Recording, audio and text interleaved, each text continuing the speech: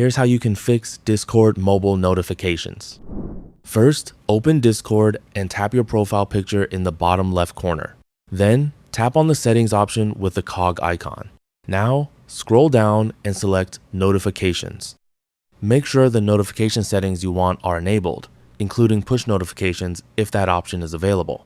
Next, close Discord and open your phone's settings. Go to Apps or Applications, then find and select Discord.